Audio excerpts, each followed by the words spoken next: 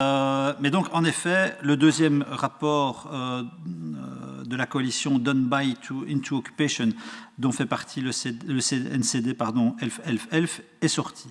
725 institutions financières y sont identifiées comme étant actives dans les colonies israéliennes, alimentant elles-mêmes 50 entreprises. Et en ce qui concerne les banques qui sont présentes en Belgique, il s'avère que KBC, Ackermans & Van Aren, la banque Degroof Petercam, AXA, ING, BNP Paribas sont toutes impliquées. Et BNP Paribas, la dernière citée, pour la deuxième année consécutive, est même parée du titre peu glorieux de premier créditeur de la colonisation, avec plus de 28 milliards de dollars injectés dans des sociétés qui développent leurs affaires dans ces territoires. Et parmi celles-ci, une représentante belge, Solvay.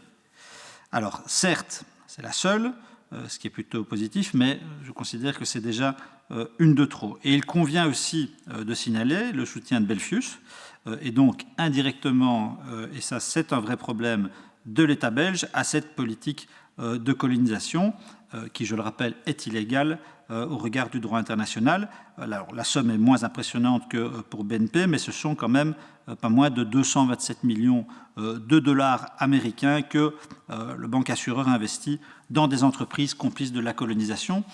Et donc mes questions, d'abord je voudrais savoir si vous avez pris connaissance de ce rapport et savoir l'analyse que vous en faites. Et puis surtout, allez-vous user de votre pouvoir d'influence en tant que représentant du gouvernement belge et donc en tant que propriétaire d'une part et actionnaire de l'autre, afin que Belfius et BNP revoient leur stratégie sur ce point.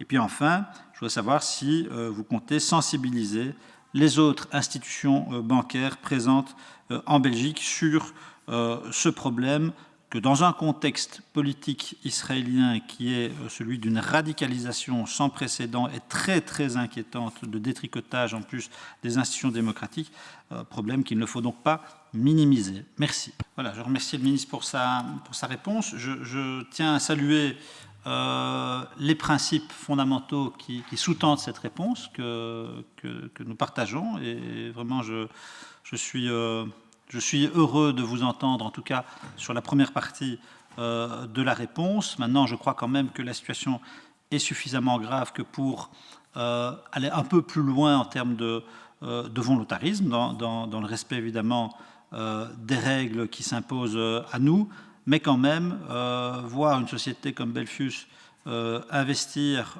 autant dans une entreprise qui est parfaitement illégale et criminel est un problème.